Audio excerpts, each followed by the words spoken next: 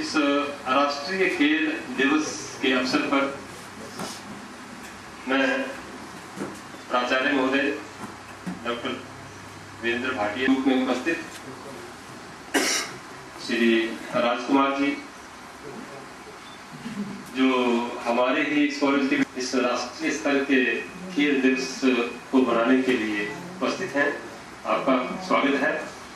और प्रोफेसर बड़ोत्रा और स्पोर्ट्स की शिक्षा में जिनका बहुत अच्छा योगदान है,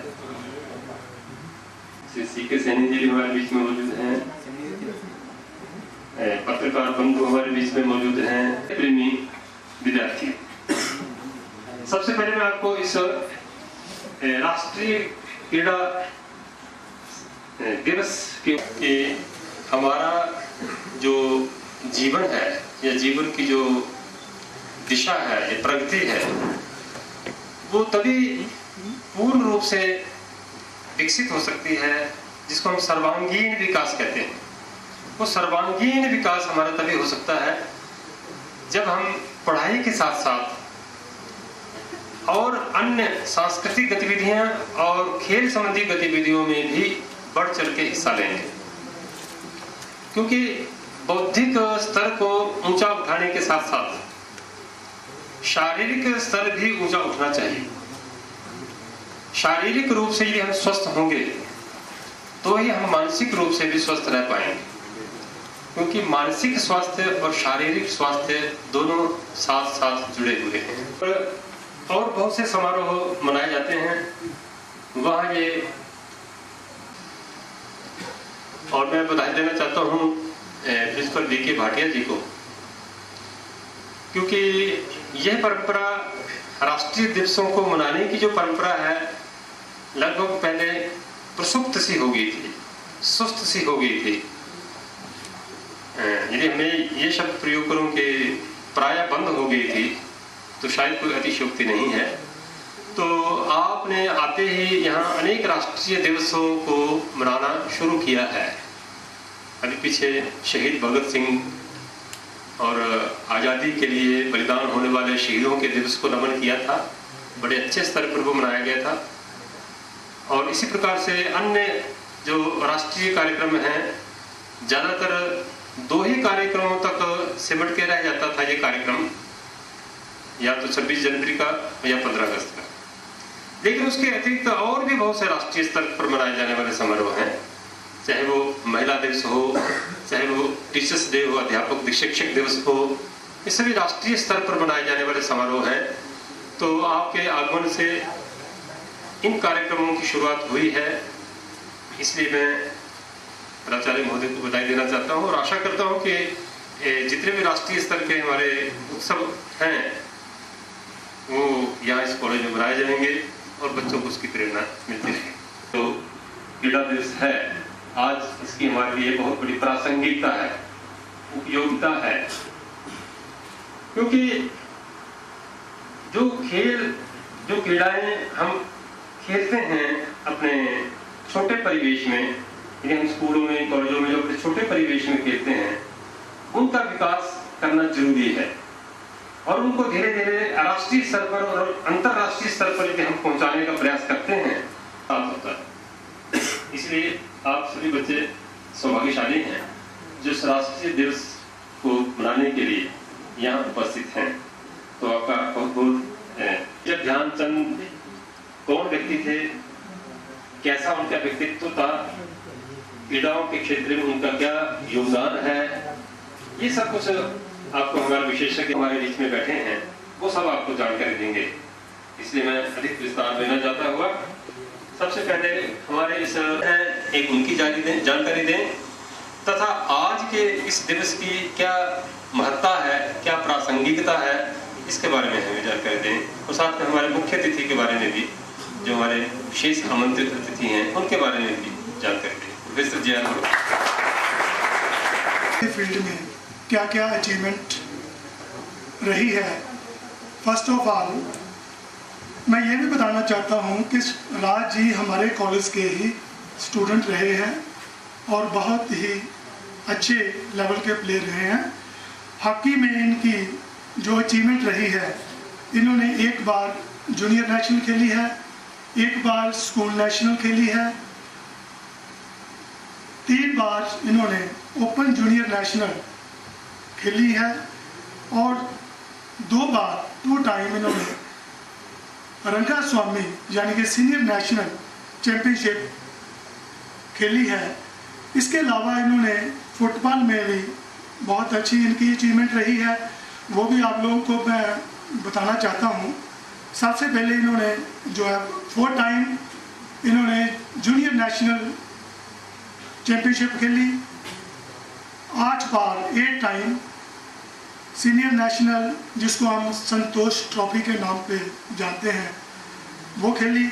1991 में इन्होंने ये इंडिया की टीम के लिए भी सिलेक्ट हुए थे जिसका कैंप न्यू दिल्ली में लगा था। इनके लिए प्लीज़ क्लैपिंग होनी चाहिए।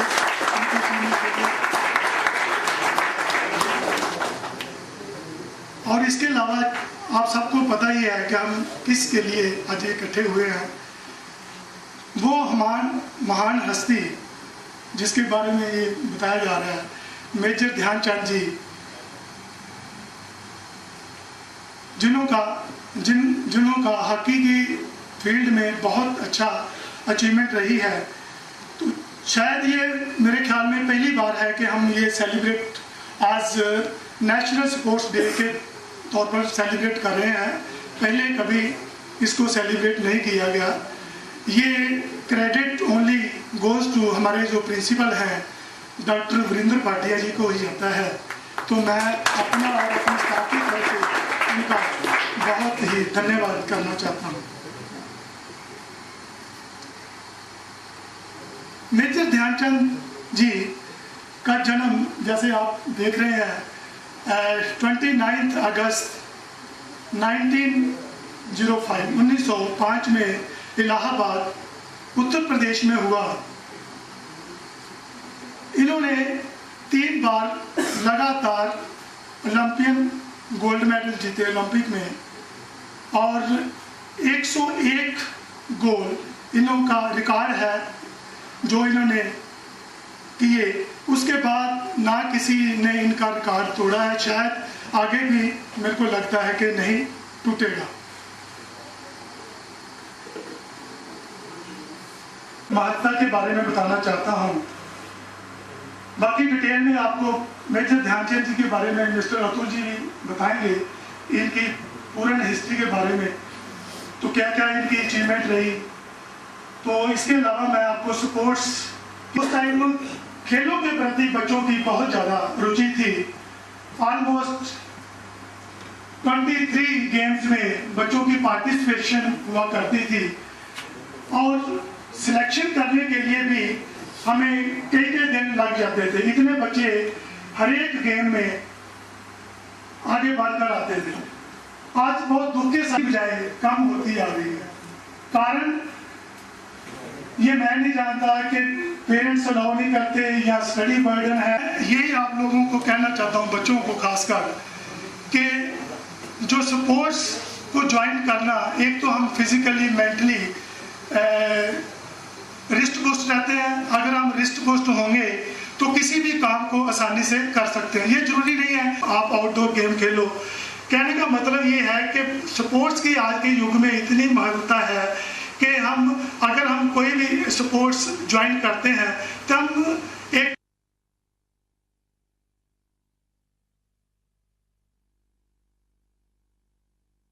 is a day in the Indian history when the great legend in India, Mr. Dhyanchand, was born.